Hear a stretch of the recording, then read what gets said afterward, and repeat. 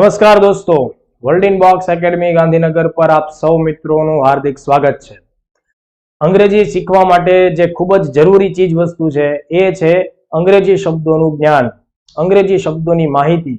આપણે અંગ્રેજી શબ્દો જાણતા હોઈએ તો જ આપણને તેના વ્યાકરણના નિયમો સરળતાથી સમજાય અને સ્પર્ધાત્મક પરીક્ષા માટે જરૂરી અંગ્રેજી છે એ આપણા માટે એક માથાના દુખાવા સમાન વિષય ન બનતા અન્ય વિષયોની જેમ તેમાં પણ આપણને સમજ પડે, રસ પડે અને એ વિષય પણ આપણને સરળ અનુભવાય।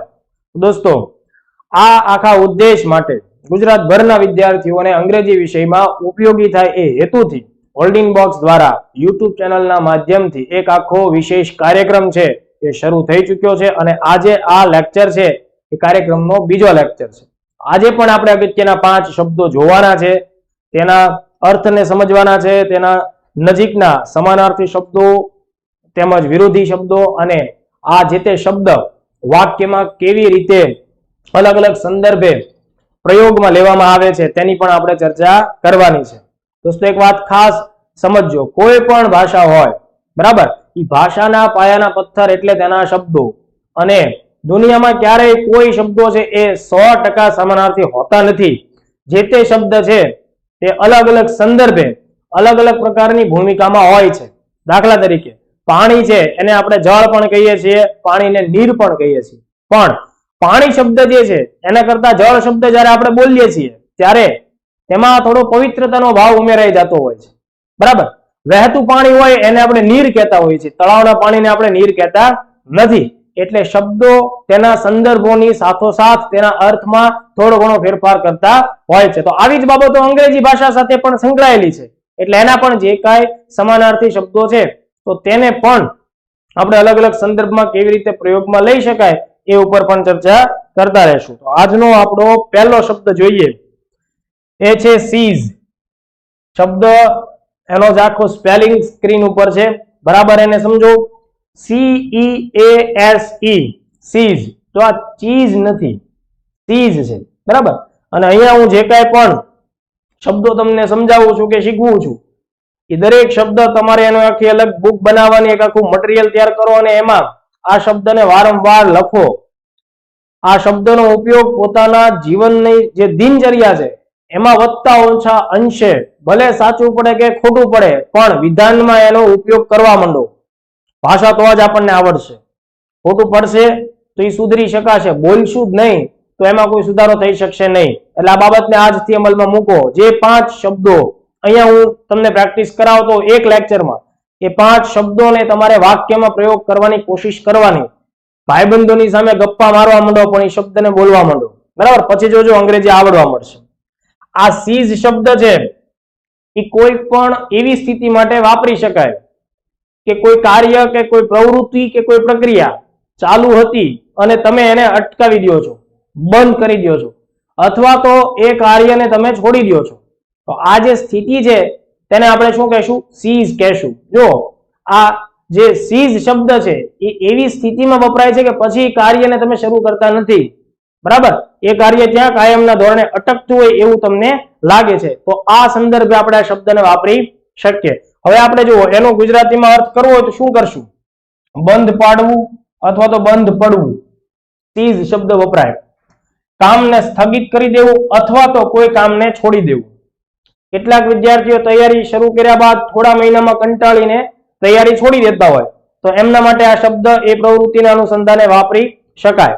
હવે જો અંગ્રેજીમાં આ જે સ્થિતિ છે જે મેં તમને ગુજરાતીમાં લખી એ જ વસ્તુ અંગ્રેજીમાં આપણે જોયું હોય તો કેવી રીતે એને બોલાય? તો કે કમ ટુ એન એન્ડ અથવા બ્રિંગ ટુ એન એન્ડ, સમાપ્ત કરી દો, બરાબર, બંધ કરી દો। હવે આ જે સીઝ શબ્દ છે સ્પેલિંગ તો તમને યાદ જ હોવું જોઈએ, CEASE, બરાબર। વારંવાર એટલા માટે બોલીશ કે જેથી કરીને તમારા દિમાગમાં એ શબ્દ જેટલી વધુ વાર જશે એટલો એનો સ્પેલિંગ ક્લિયર થશે અને એનો અર્થ છે એ સ્પષ્ટ થશે। સમાનાર્થી શબ્દ જોઈએ આપણે એના, તો એક શબ્દ આપણે વાપરી શકીએ એ છે કમ ટુ એન એન્ડ, બંધ કરી દો, છોડી દો, બરાબર, સમાપન કરો। કમ ટુ અ હોલ્ટ, વિરામ આપી દો, એને જ્યાં છે ત્યાં મૂકી દો। કમ ટુ અ સ્ટોપ, બંધ કરી દેવું। આ બધા જ શબ્દો આપણે વાપરી શકીએ। આ બધા શબ્દો ઉપરથી કંઈક ભાવ સ્પષ્ટ થઈ જાય છે, પણ વધુ એનો નજીકનો શબ્દ અને પરીક્ષામાં જે પૂછવાની સંભાવના વધુ આવે એ છે ડેઝિસ્ટ, DESIST, DESIST, ડેઝિસ્ટ એટલે છોડી દેવું અથવા તો બંધ કરી દેવું. માનો કે આ શબ્દ પરીક્ષામાં ન પૂછાય અને ડેઝિસ્ટ પૂછાય તો બંને એકબીજાના નજીકના સમાનાર્થી શબ્દો થાય છે. તો દોસ્તો આપણે શું કર્યું, સીઝ શબ્દના એનો અર્થ સમજો અને આ શબ્દના સમાનાર્થી જોયા. હવે આપણે એના વાક્યમાં પ્રયોગો અને વિરોધાર્થી શબ્દો તરફ આગળ વધીએ. તો જુઓ, આ સીઝ શબ્દને અલગ અલગ 4 સંદર્ભે કેવી રીતે વાપરવામાં આવ્યા છે એનું ઉદાહરણ જોઈએ. તો પહેલું વિધાન બરાબર સમજજો. The hostilities had ceased and normal life was resumed. હોસ્ટિલિટીઝ નો સામાન્ય અર્થ થાય દુશ્મનાવટ ભરેલી સ્થિતિ, સંઘર્ષની સ્થિતિ, મારો કાપો એવી અરાજકતાની સ્થિતિ, બરાબર, બદલો લેવાની ભાવનાથી જે લડાઈઓ થતી હોય, સંઘર્ષ થતો હોય, આવી બધી જ સ્થિતિ છે એના માટે હોસ્ટિલિટી શબ્દ આપણે વાપરી શકીએ. તો એ શું કહેવા માંગે છે, તો હોસ્ટિલિટીઝ નો સ્પેલિંગ પણ બરાબર તમે સમજી લેજો, HOSTILITIES. હોસ્ટિલિટીઝ had ceased and normal life was resumed. Resume એટલે ફરીથી શરૂ થવું, જ્યાં અટક્યું છે ત્યાંથી ફરીથી આગળ વધવું એટલે રિઝ્યુમ. તો કે ભાઈ આ સંઘર્ષની સ્થિતિ, દુશ્મનાવટની સ્થિતિ છે એ સમાપ્ત થઈ ગઈ, એ બંધ થઈ ગઈ, ખતમ થઈ ગઈ અને ત્યારબાદ એક સામાન્ય જીવન ફરીથી શરૂ થયું. તો એના માટે અહીંયા આપણે સીઝ શબ્દ છે એનો ઉપયોગ થતો જોઈ શકીએ. બીજું વાક્ય જુઓ, without memory we cease to be human beings. યાદ શક્તિ, સ્મૃતિ, સંસ્મરણો વગર એટલે કે વિધાઉટ મેમરી, એના વગર આપણે માનવ બનવાનું બંધ કરી દઈએ છીએ. માનવ અને અન્ય પ્રાણીઓમાં આ તફાવત છે. આપણી સ્મૃતિનું ચેતના તંત્ર વધુ સમૃદ્ધ છે, વધુ સક્ષમ છે, વધુ સચેત છે અને એના માટે થઈને આપણને ભૂતકાળની સ્મૃતિઓ યાદ રહે છે અને એ બધી જ વસ્તુઓ આપણે શું કરવું શું ન કરવું એનું સતત આપણને ભાન કરાવે છે. તો આ વિધાનમાં સીઝ શબ્દનો સંદર્ભ છે આપણે એ રીતે જ જોવાનો છે કે સ્મૃતિ વગર આપણે શું બંધ કરી દઈએ છીએ, માનવ બનવાનું બંધ કરી દઈએ.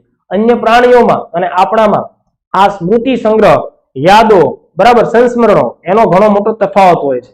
એટલા માટે જ પ્રાણી જે છે એને એક જગ્યાએ એકવાર ધુતકારવામાં આવે, મારવામાં આવે, પીટવામાં આવે, છતાંય અમુક સમય પછી એ ફરીથી ત્યાં આવતું હોય છે. કેમ, તો કે પહેલો જે એની સ્મૃતિ છે એ થોડા ટાઈમ બાદ સમાપ્ત થઈ ગયું છે અને ખબર નથી કે હું અહીંયા જઈશ અથવા આ વસ્તુ કરીશ તો એનાથી મને નુકસાની થશે.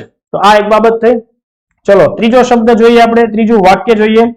The rain finally ceased and we are able to continue the cricket game. વરસાદ હવે ફાઇનલી બંધ થયો એટલે વરસાદનું વરસવું જે સતત ચાલુ હતું હવે બંધ થઈ ગયું અને હવે આપણે ક્રિકેટની આપણી જે રમત જે આપણે અધૂરી છોડી હતી વરસાદને લીધે, હવે આપણે એને આગળ વધારવા માટે સક્ષમ છીએ અથવા તો તૈયાર છીએ. તો સમજો આખી વાત. The rain finally ceased, આ શબ્દમાં આવી રીતે પ્રયોગ છે. And we are able to continue the cricket game. અંગ્રેજી સરળતાથી સમજવા માટે શક્ય એટલા અંગ્રેજી વાક્યોને વાંચવાની ટેવ પાડો અને એના શબ્દોને સમજવાની કોશિશ કરો. વ્યાકરણ જે છે એને ધ્યાનમાં રાખીને આગળ વધવા જશો તો તમારી મૌલિકતા છીનવાશે. વ્યાકરણ જરૂરી છે પણ સૌથી પહેલા આપણને અંગ્રેજી બોલવાનો, અંગ્રેજી વાંચવાનો, અંગ્રેજી સાંભળવાનો મહાવરો હોવો જોઈએ. ઓટોમેટિકલી 500 વાક્ય વાંચો ને એટલે તમને ખ્યાલ આવવા જ મળે કે આ પ્રકારના વાક્ય આવે તો ક્યાં ટુ વાપરવું, ક્યાં ઓફ વાપરવું, બધી જ વસ્તુ છે એ તમને ક્લિયર થવા માંડે. પછીનું વાક્ય જુઓ. ધ ઇઝરાયેલીઝ એન્ડ ધી આરબ્સ, બંને અલગ અલગ દેશના નાગરિકોનો સમૂહ છે એના ઉપર ચર્ચા થાય છે. The Israelis and the Arabs have called a cease fire. Cease fire નો મતલબ થશે યુદ્ધ વિરામ, સંઘર્ષ વિરામ. જે બે અલગ અલગ પક્ષ વચ્ચે લાંબા સમયથી જે સંઘર્ષ ચાલતો હતો, બંને પક્ષ સાથે મળીને આ સંઘર્ષને અટકાવવા માટે પહેલ કરે છે. બરાબર. have called the ceasefire and are meeting in an attempt to bring an end to the conflict. બંને પક્ષ સંઘર્ષને સમાપ્ત કરવા માટે થઈ અને મુલાકાત થાય એ અંગેનો પ્રયત્ન પણ કરી રહ્યા છે. તો અહીંયા સીઝ ફાયર શબ્દના અનુસંધાને સીઝ શબ્દ છે એ આ પ્રયોગમાં વાપરવામાં આવે છે. હવે આપણે આના વાક્ય પ્રયોગો જોયા. કોઈ પણ શબ્દ છે એનો જ્યારે તમને અર્થ ખબર પડે એટલે એનો વિરોધી શબ્દ તમારે શોધવો હોય તો પહેલા એનો વિરોધી અર્થ ગુજરાતીમાં શોધો. સીઝ એટલે અટકાવવું. તો એનો વિરોધી ગુજરાતીમાં શું થાય? તો કે અટકાવવાનું નહીં, મતલબ ચાલુ રાખવું, છોડવાનું નહીં, લાગેલું રહેવું, એની પર સતત કાર્યરત રહેવું. આના માટે અંગ્રેજી શબ્દ કેવા વપરાય? તો કે એક તો એકદમ સિમ્પલ શબ્દ આપણી પાસે આવે છે જેનો વ્યવહારમાં આપણે ઉપયોગ કરતા હોઈએ, કન્ટિન્યુ. CONTINUE, કન્ટિન્યુ એનો મતલબ થાય ચાલુ રાખવું, છોડવું નહીં, બંધ ન કરવું, સ્થગિત ન કરવું, એને કન્ટિન્યુ રાખો, આગળ વધારો. બીજો એક શબ્દ છે persist, PERSIST, PERSIST, persist. persist નો મતલબ થાય મંડ્યા રહેવું. માણસ કાર્ય કરે, આગળ વધવાની કોશિશ કરે, થોડી મુશ્કેલીઓ જણાય તો એ કામ છોડતો નથી. મુશ્કેલીઓનો સામનો કરીને પણ એ વ્યક્તિ એ કાર્યને સંપન્ન કરવા માટે આગળ વધે છે, તો એને કહેવાય persist. આના ઉપરથી શબ્દ છે persistence, એટલે લગાતાર હિંમતપૂર્વક તમારું જે કામ છે, સાતત્ય, સતતપણું, એને persistence કહેવાય. આ શબ્દ છે persist, મંડ્યા રહેવું, લાગેલા રહેવું. ભારત સરકારે ઈસરોના માધ્યમથી ચંદ્ર ઉપર અભિયાનો મોકલ્યા. ચંદ્રયાન 1 ઘણા ખરા અંશે સફળ રહ્યું. ચંદ્રયાન 2 એનો એક ભાગ અસફળ રહ્યો, પણ બાકીનું એ અભિયાન અત્યારે પણ ચાલુ છે. પણ ભારતે ચંદ્રયાન 2 ની મહત્વાકાંક્ષા હતી, એમાં સફળતા ન મળી, તો આ કાર્યને ઈસરોએ કે ભારત સરકારે છોડ્યું નથી ભાઈ. ચંદ્રયાન 3 પણ લગાતાર ચાલશે જ. આવનારા સમયમાં આપણે એના ઉપર કામ કરશું. તો એ શું છે? persistence બતાવે છે.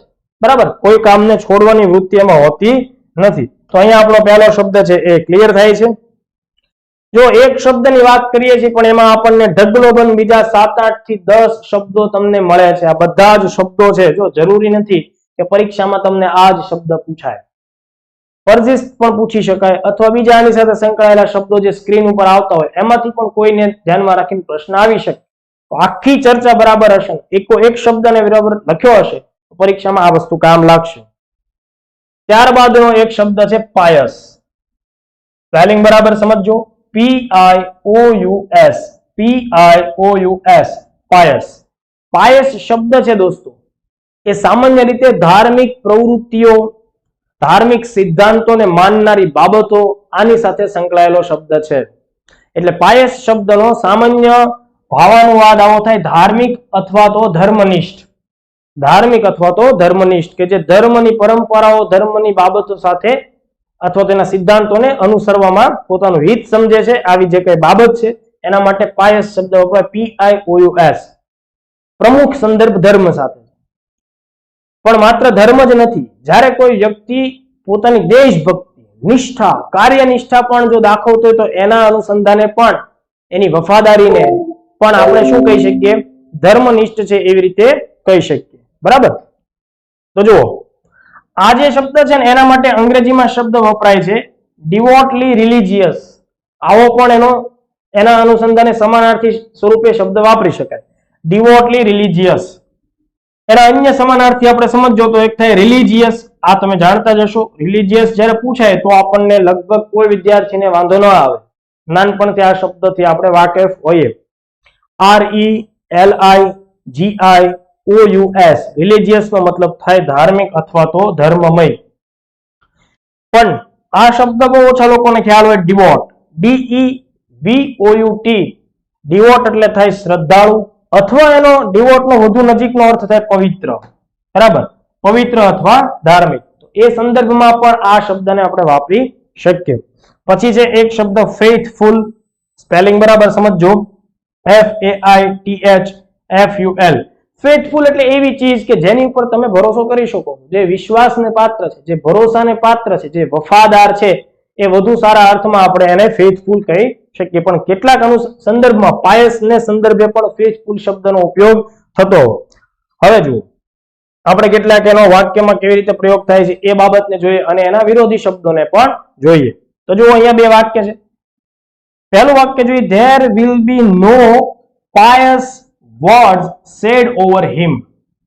કોઈ વ્યક્તિ જ્યારે જીવનમાં એવા કાર્યો કરે છે કે જે બધાને ત્રસ્ત કરી મૂકે છે, તો લોકો એમ કહે છે કે આ વ્યક્તિ મરશે ને અથવા તો આ પદ છોડશે ને પછી એના માટે કોઈ સારા શબ્દોનો કોઈ પ્રયોગ, સારા શબ્દો વાપરશે નહીં, કહેશે નહીં, અથવા તો આવી વાતને કોઈ યાદ રાખશે નહીં.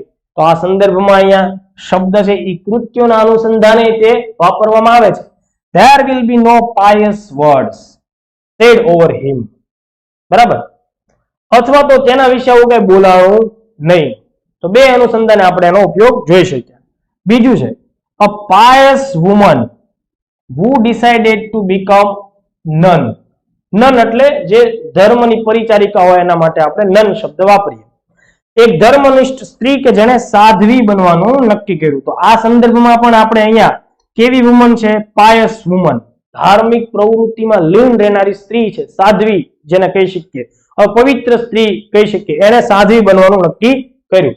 તો વાક્ય શું કહે છે? a pious woman who decided to become nun.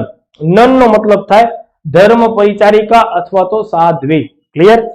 હવે જો ધર્મ સાથે સંકળાયેલો શબ્દ પાયસ, તો આપણે એના વિરોધી શબ્દ શોધવા હોય તો ગુજરાતીમાં વિચારો જે ધર્મ સાથે સંલગ્ન નથી, એટલે કે ધર્મ તટસ્થ પણ હોઈ શકે, ધર્મની વિરોધી પણ હોઈ શકે, એટલે કે ગેરધાર્મિક, અધાર્મિક પણ હોઈ શકે, ખરાબ પણ હોઈ શકે. સમજમાં આવે છે? પવિત્ર જે છે એના સંદર્ભે છે, તો અપવિત્ર હોય એના માટે પણ આપણે એ પ્રકારનો શબ્દ વાપરી શકીએ. તો જો કેટલાક છે શબ્દો, જેમ કે અનહોલી, બરાબર, UNHOLY, અનહોલી નો મતલબ થાય અપવિત્ર. બીજો ખૂબ આઈએમપી શબ્દ છે પ્રોફેન.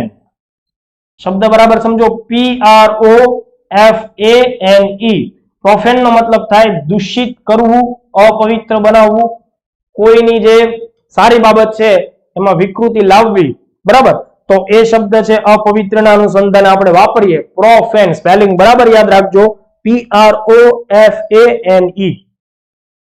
હજી એક શબ્દ છે સેક્યુલર, જે ધર્મથી પર છે. મતલબ કે જે કોઈ બાબતમાં ધર્મની ભૂમિકા નથી, ધર્મની દ્રષ્ટિએ તટસ્થ છે, આવી સ્થિતિ માટે એક શબ્દ વપરાય છે સેક્યુલર, SECULAR. સેક્યુલર એટલે ધર્મ નિરપેક્ષ. તો આ રીતે આપણે બીજો શબ્દ છે એના ઉપર ચર્ચા પૂરી કરીએ. ત્યારબાદનો આજનો આપણો ત્રીજો ખૂબ મહત્વનો શબ્દ છે દોસ્તો, ફોરસેક. સ્પેલિંગ બરાબર સમજો, સ્ક્રીન ઉપર છે ફોરસેક. બરાબર સમજો આને, FORSAKE. ફોરસેક. ફોરસેક નો મતલબ થાય કોઈ વસ્તુ જે તમારી પાસે છે, અથવા તમે કોઈ સ્થિતિમાં કોઈ પદ ઉપર છો, કોઈ સંબંધમાં છો અને એનો તમે ત્યાગ કરો છો. એ ચીજ વસ્તુને, એ પદને, એ પોઝિશનને તમે જ્યારે છોડી દો છો, ત્યજી દો છો, તો આ સંદર્ભે શબ્દ વપરાય છે ફોરસેક. બરાબર, તો ફોરસેક શા માટે આવે છે એનો આપણને સંદર્ભ ખ્યાલ આવ્યો. હવે આપણે એના સમાનાર્થી અને અન્ય વાક્ય પ્રયોગ જોઈએ. અર્થ થાય છોડી દેવું, ત્યાગ કરી દેવો, તજવું. તો પહેલા એનો અર્થ ફોરસેક નો ક્લિયર થઈ ચૂક્યો હોવો જોઈએ. અંગ્રેજીમાં ફોરસેક માટે સામાન્ય ડેફિનેશન શું વપરાય? તો કે abandon something or someone. કોઈ વસ્તુ અથવા તો વ્યક્તિનો છોડી દેવી, ત્યાગ કરી દેવો. તો abandon છે ABONDON, abandon. જો મેં તમને પહેલા લેક્ચરમાં પણ વાત કરી કે શબ્દ કોઈ પણ હોય એને અલગ અલગ રીતે બોલવામાં આવતા હોય, એનો ઉચ્ચારણ છે એમાં ભેદ હોઈ શકે. આ જે સ્પેલિંગ છે એ તમે ગૂગલ ટ્રાન્સલેશનમાં મૂકશો અથવા અન્ય કોઈ એપમાં જોશો, એને અલગ ટોન સાથે બોલવામાં આવશે. કેમ? તો કે ભાઈ એ ભારતના લોકોએ તૈયાર કરેલા સોફ્ટવેર નથી, વિદેશી સોફ્ટવેર છે, અને એ લોકોના ઉચ્ચારણની પદ્ધતિમાં ફેરફાર હોય. તો આ એબન્ડન છે. વિદ્યાર્થીઓએ યાદ શું રાખવાનું? જે રીતે લખાયેલું છે ને એ જ રીતે યાદ રાખવાની કોશિશ કરશો તો સ્પેલિંગમાં ક્યારેય ભૂલ નહીં આવે. આ ABONDON, તો આપણે એને ગુજરાતીમાં એબોન્ડોન કહેતા હોય. સમજો આખી વાત, ખોટું કઈ નથી આમાં. તો તમારે એને એ રીતે બોલવાનું, જે સરળ પદ્ધતિથી યાદ રહે એ દિશામાં આગળ વધવાનું. સિનોનિમ્સ જોઈએ આપણે એને. કેટલાક લોકો આ સિનોનિમ્સ ને સાઇનોનિમ્સ પણ કહેતા હોય છે. એટલે આ બધો તફાવત છે, એમાં કોઈ જ ઊંચું નીચું થઈ જતું નથી. હવે જુઓ, પહેલા તો આનો સમાનાર્થી શબ્દ છે એ હમણાં આપણે ચર્ચા કરી, એબોન્ડન એટલે કે છોડી દેવું, ત્યાગ કરી દેવું. પછી છે ડેઝિસ્ટ. જો આ શબ્દ પહેલા પણ આપણે આવી ગયો ડેઝિસ્ટ, બરાબર, એ જ પાછું સીઝમાં આવ્યો તો એ શબ્દ ડેઝિસ્ટ. ફરીથી અહીંયા આ સંદર્ભમાં પણ આવે છે, બંધ કરી દેવું, બરાબર, અથવા તો છોડી દેવું. તો એ માટે પણ આ શબ્દ વપરાય છે. રિનાઉન્સ, RENOUNCE, રિનાઉન્સ એટલે ત્યાગ કરવો. તો આ બધા જ અગત્યના શબ્દો છે. એક એક શબ્દને તમારે ધ્યાનથી સાંભળવાના, સમજવાના અને નોટમાં લખવાના. બીજું મેં તમને કીધું એમ વારંવાર એનો પ્રયોગ કરો. દિવસમાં એકવાર તો એટલીસ્ટ આવા શબ્દો જોતા રહ્યો. જે પરિસ્થિતિ તમારી નજર સામે આવે ને વિચારો કે મેં શીખેલા શબ્દો અહીંયા કેવી રીતે હું પ્રયોગમાં લાવી શકું. જો આ પ્રેક્ટિસ જેટલી કરશો એટલું અંગ્રેજી સરળ રહેશે. બે વાક્યો આપણે ફોરસેક શબ્દને ધ્યાનમાં રાખીને જોઈએ. તો એમાં પહેલું વાક્ય આપણે જોઈએ. શી વુડ નેવર ફોરસેક રવિ. તેણી રવિને ક્યારેય છોડશે નહીં. કાં તો રવિ બહુ સારી રીતે એની સાચવણ કરતો હશે, અથવા તો રવિએ કંઈક એને હેરાનગતિ કરી હશે. બરાબર, તો જે બાબત હોય, પણ શી વુડ નેવર ફોરસેક રવિ. પણ અહીંયા યાદ રાખો કે આ ફોરસેક છે બદલો લેવાની ભાવનાથી નથી વાપરતા આપણે. બરાબર, તો તેણી રવિને ક્યારે છોડશે નહીં, એની સાથે રહેશે. મતલબ રવિ પરીક્ષા પાસ કરે તોય ઠીક છે, નો પાસ કરે તો પણ ઠીક છે, પણ એ તેણી જે છે એની સાથે રહેશે. પછીનો શબ્દ છે forsook the theater for politics. ભૂતકાળના અનુસંધાને અહીંયા આપણે એનો પ્રયોગ જોઈએ છીએ. forsook the theater for politics. કોઈ એક એવો વ્યક્તિ કે જે થિયેટર એટલે કે કળાનું ક્ષેત્ર, નાટ્ય ક્ષેત્ર, રંગમંચનું ક્ષેત્ર એમાં હતો, બરાબર, કે હતી, એ વ્યક્તિએ રાજકારણ માટે એનો શું કર્યો? ત્યાગ કર્યો. કોનો? થિયેટરની પ્રવૃત્તિનો, પોતાના એ જે કૌશલ્યવાળી કામગીરી હતી તેનો. તો આ વાક્ય ફરીથી સમજો. forsook the theater for politics. રાજકારણ માટે રંગમંચ અથવા થિયેટર છોડી દીધું. ક્લિયર છે? તો જો આ રીતે અહીંયા આ શબ્દ વાપરવામાં આવ્યો. હવે આના વિરોધી છોડી દો છે એની જગ્યાએ છોડતા નથી. તમે પોતાનો દાવો એની ઉપર જાળવેલો રાખો છો.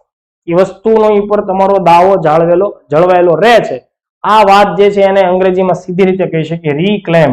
આપણે એને છોડતા નથી, એની ઉપર ફરીથી આપણો દાવો માંડીએ. તો આ એનો વધુ નજીકનો શબ્દ થઈ જાય છે રીક્લેમ. ફરીથી દાવો કરવું. છોડીને મૂકી નથી દેતા, સમાધાન નથી કરી લેતા, સ્વીકારતા નથી એ બાબતને, પણ તમે શું કરો છો? રીક્લેમ કરો છો. તો આ આખી બાબત થઈ. એક શબ્દ છે એને આપણે સમજો. એની પછીનો શબ્દ છે દોસ્તો, એ છે જર્મિનેટ. જર્મની સાથે આનો સંબંધ નથી, યાદ રાખજો. બરાબર, જર્મિનેટ સ્પેલિંગ બરાબર સમજજો. GERMINATE. GERMINATE. જર્મિનેટ નો મતલબ થાય અંકુરણ થવું. કોઈ બીજ જ્યારે ધરતીમાં વવાય છે, બરાબર, કુદરતી રીતે કે માનવીય દ્વારા, અને સમય બાદ એનો જ્યારે ભૂગર્ભની અંદરના પોષણ મેળવવાનો સમય એનો સમાપન થાય અને એ ચોક્કસ સમય બાદ એ જ્યારે ધરતીની સપાટી ઉપર આવવાનું શરૂઆત થાય છે, એનું દેખાવાની શરૂઆત થાય છે, એનું અંકુરણ થાય છે, એના માટે આપણે શબ્દ વાપરીએ છીએ જર્મિનેટ. બરાબર, તો જુઓ, અંકુરણ થવું, અંકુર ફૂટવો અથવા તો ફણગો ફૂટવો. અંગ્રેજીમાં આ વાતની ડેફિનેશન આપણે આવી રીતે કહેશું: begin to grow and put out shoots. begin to grow and put out shoots મતલબ કે એનું વૃદ્ધિ પામવાની શરૂઆત થવી અને એનું ફેલાવવાની શરૂઆત થાય છે. after a period of dormancy. dormancy નો મતલબ થાય જમીનની અંદરનો સુષુપ્ત અવસ્થાનો સમય. જો યાદ રાખજો, dormancy DORMANCY. dormancy નો મતલબ થાય સુષુપ્ત સમયગાળો. જો યાદ રાખો, કોઈ પણ વસ્તુ તાત્કાલિક ધોરણે એનું અસ્તિત્વ તૈયાર નથી થતું. અસ્તિત્વ તૈયાર થવા માટે થઈને ચોક્કસ પ્રકારનો ગર્ભ સમય હોય જ છે. એ વનસ્પતિ હોય, પ્રાણી હોય, કોઈ પણ જગ્યાએ હોય. તો એ જે આખો આ કેસમાં બીજ માટેનો સમય હોય છે ધરતીની અંદર, સપાટીની નીચે, એના માટે આપણે શબ્દ વાપરીએ ડોર્મેન્સી, સુષુપ્ત અવસ્થા, અંધકારનો સમય. બરાબર, ડોર્મન્સી. તો આ આખી બાબત થઈ. હવે આપણે આ શબ્દના સમાનાર્થી શબ્દ જોઈએ. કોના? જર્મિનેટના. તો પહેલો શબ્દ તમે વાપરી શકો છો, એ છે સ્પ્રૂટ અથવા સ્પ્રાઉટ પણ કહી શકાય. SPROUT. સ્પ્રૂટ નો મતલબ થાય ફણગો અથવા તો અંકુર. બીજો શબ્દ છે બ્રીડ. BREAD. બ્રીડ નો મતલબ થાય ઉછેરવું અથવા તો એ આખી વસ્તુની વૃદ્ધિ પામવી. તો અહીંયા આપણે આ જે બાબતની વાત કરી, હવે આનો વાક્યમાં પ્રયોગ આપણે જોઈએ. તો અહીંયા આપણે એક વાક્ય જોઈએ છે દોસ્તો, one or two of these. મતલબ ઘણા બધા જે તમે બીજ વાવો છો એના અનુસંધાને એક વ્યક્તિ બીજા વ્યક્તિને કંઈક વાત કરે છે, સંભાવના વાળી વાત છે. one or two of these બહુવચનમાં છે, કે આ આટલા જે છે ને, માનો કે પ્લાન્ટ વાવ્યા હોય એની વાત છે, છોડ વાવ્યા એમાંથી અથવા તો બીજ વાવ્યામાંથી કેટલા છોડ બનશે અને પછી આગળ વૃક્ષ બનશે એના અનુસંધાને. 1 or 2 of these will germinate, અંકુરણ પામશે, and produce a plant, અને એમાંથી છોડ બનશે, બરાબર. But there is no way to know that what the rest might have grown into. બાકીનાનું શું થશે, એની વૃદ્ધિ કેવી રીતે થશે એ જાણવાનો કોઈ રસ્તો નથી. એટલે કોઈ અનુભવી વ્યક્તિ એમ કહે છે કે ભાઈ તમે આજે આ 10 બીજ વાવો છો કે જેટલા પણ વાવો છો એમાંથી 1 કે 2 છે ને એ જર્મિનેટ થશે, એનું અંકુરણ થશે અને એમાંથી આગળ જઈને છોડ છે એ વિકસિત થશે. તો આ રીતે આપણે આ જર્મિનેટ શબ્દ છે એનો વાક્યમાં પ્રયોગ કર્યો. જર્મિનેટ માટેના કોઈ વધુ નજીક ના હોય એવા વિરોધી શબ્દ આપણને મળતા નથી. બીજા કેટલાક શબ્દમાં આજનો આપણો આ લેક્ચરનો છેલ્લો ખૂબ આઈએમપી શબ્દ છે એ છે રેક્યુપરેટ. રેક્યુપરેટ એટલે કે રેક્યુપરેટ પણ વાંચે, ખોટું નથી. જો RECUPERATE, બરાબર સમજો, RECUPERATE. રેક્યુપરેટ નો મતલબ એવો થાય કે એવી કોઈ ચીજ વસ્તુ, ધન, સંપત્તિ, સ્વાસ્થ્ય કે જે તમારી પાસે હતું અને છીનવાઈ ગયું હતું અને પાછા તમે ફરીથી એને મેળવો છો, બરાબર સમજો. જે કોઈ પણ સ્થિતિ, અવસ્થા, ધન, સંપત્તિ, સ્વાસ્થ્ય જે તમારી પાસે પહેલા હતું, જે તમારા હક હિસ્સામાં હતું, તમારી પાસે કોઈ કારણોસર છીનવાઈ ગયું અને હવે ફરીથી તમે એને મેળવો છો એ સ્થિતિને, બરાબર, અને એમાં સફળ થાઓ છો, તો આ જે સ્થિતિ છે એના માટે રેક્યુપરેટ શબ્દ વપરાય છે. સમજો, બરાબર. તો કે જો ભાઈ ભરપાઈ કરવું, જે અગાઉ નુકસાની આવી હોય ધંધામાં કે એમાં તમે જેને ભરપાઈ કરી નાખો છો તો એ રેક્યુપરેશન થયું કહેવાય. હવે સ્વસ્થ થવું, બરાબર, કોઈ વ્યક્તિ જે છે એ બીમાર પડે, બીમાર પડ્યા પછી જો એ સ્વસ્થ થઈ જાય છે તો આપણે એના માટે આ પ્રકારનો શબ્દ વાપરીએ. આર્થિક નુકસાની ભરી કાઢવી અથવા તો ગુમાવેલી વસ્તુ છે ફરી પ્રાપ્ત કરવી, બરાબર સમજો આખી બાબત. અને અંગ્રેજીમાં ડેફિનેશન રેક્યુપરેટ ની આપણે આપીએ કેવી રીતે આપીએ તો કે રિકવર ઓર રિગેઇન, ફરીથી ભરપાઈ કરવું અથવા તો ફરીથી પુનઃ પ્રાપ્ત કરવું, રિગેઇન. સમથિંગ લોસ્ટ, જે ખોવાઈ ગયું, ઓર ટેકન, અથવા કોઈએ લઈ લીધું, છીનવાઈ ગયું અને પાછું આપણને મળે છે, તો એના માટે આ શબ્દ આપણે વાપરીએ છીએ. ક્લિયર થઈ ગયું? આ શબ્દ ભૂલાવાનો છે. એના સંભવત સમાનાર્થી શબ્દો ક્યાં છે જોઈએ તો જો એક તો છે રિકવર, પુનઃ પ્રાપ્ત કરવું, જે આપણે વાત થઈ. ગેટ બેક ટુ નોર્મલ, ફરીથી એ વસ્તુ જે છે એ સ્થિતિ છે એ સામાન્ય થયું, એમાં કંઈક વિકૃતિ આવી ગઈ હતી, એમાં કંઈક નુકસાની આવી ગઈ હતી, બરાબર, એમાંથી વ્યક્તિ કે સ્થિતિ પાછી શું થઈ, સુધરી અને ફરીથી સામાન્ય. તો get back to normal. Get well, ફરીથી સુધરવું. આપણે કોઈ બીમાર પડે તો નથી મેસેજ કરતા ગેટ વેલ સૂન, જલ્દી સાજા થઈ જાઓ, જે હતા એવી સ્થિતિમાં પાછા આવી જાઓ. મેન્ડ, મેન્ડ નો મતલબ થાય સુધારવું, MEND, મેન્ડ, MEND, મેન્ડ એટલે સુધારવું. માણસ ભૂલ કરે, પોતાને રિયલાઇઝ થાય, અનુભવાય કે નહીં ભાઈ જો મારાથી આ ભૂલ થઈ, વ્યક્તિ પોતાની ભૂલને સુધારવાની કોશિશ કરે, જાતે સુધારે છે, એના માટે શબ્દ વપરાય સુધારવા માટે, મેન્ડ. તો આટલી બાબત થઈ. હવે આપણે આના રેક્યુપરેટ છે શબ્દ અને વાક્યમાં કેમ પ્રયોગ થાય એના પર ચર્ચા કરીએ. તો જો 2 વાક્યો આપણે અહીંયા લઈએ છીએ. પહેલું વાક્ય છે Ajay has been recuperating from a shoulder wound.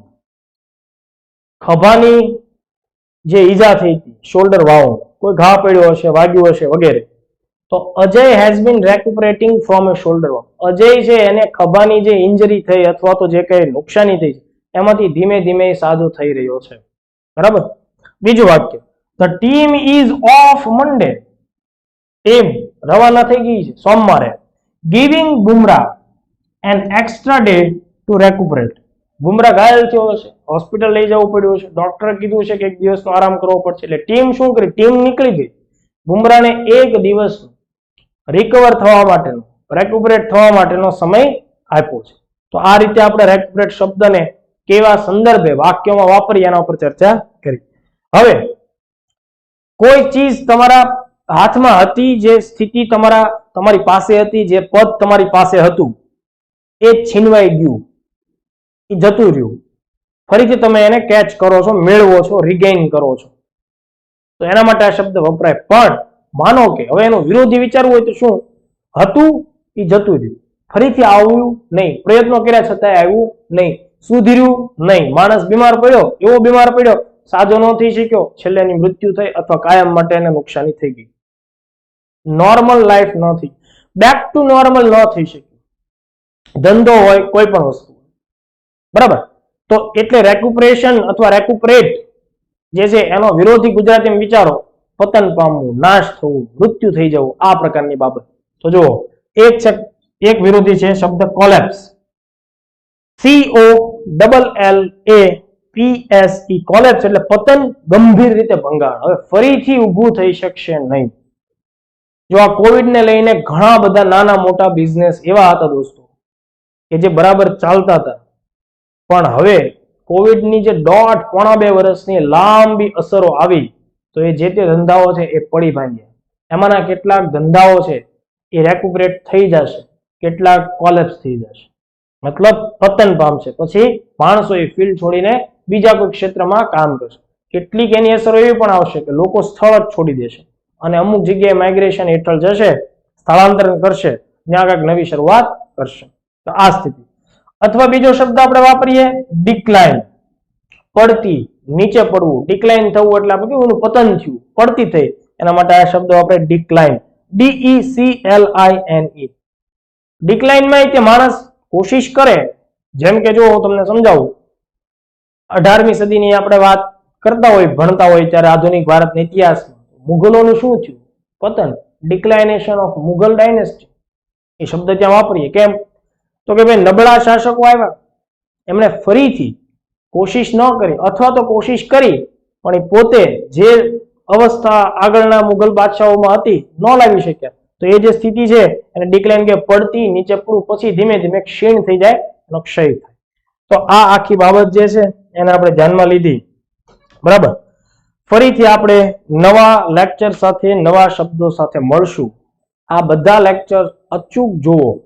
Gujarat માટે અંગ્રેજીનો જે અભિશાપ છે, તમે અને અમે સાથે મળીને એને દૂર કરશું. આ આપણો સંકલ્પ છે. એક પણ લેક્ચર આપણે મિસ નહીં કરીએ. આપણે એટલા બિઝી નથી કે આપણને અઘરો લાગતો વિષય છે એના માટે જ્યારે આ પ્રકારની સુવિધા આપણા સુધી સામે ચાલીને આજે ટેકનોલોજીના સમયમાં આવે અને આપણે એનો લાભ ન લઈ શકીએ તો એ મૂર્ખામી કહેવાશે, એ આળસ કહેવાશે અને આપણે તે ડિક્લાઇન પામશું. આપણે ડિક્લાઇન પામવાનું નથી. આપણે અંગ્રેજીમાં રેક્યુપરેટ કરવાનું છે, ભરપાઈ કરવાની છે. અન્ય જે વિષયો છે એની સમકક્ષ આપણે આ સ્થિતિ પહોંચવાની છે. World in box academy Gandhinagar ફરીથી તમને નવા સેશન સાથે આવકારશે. જય હિન્દ, જય ભારત.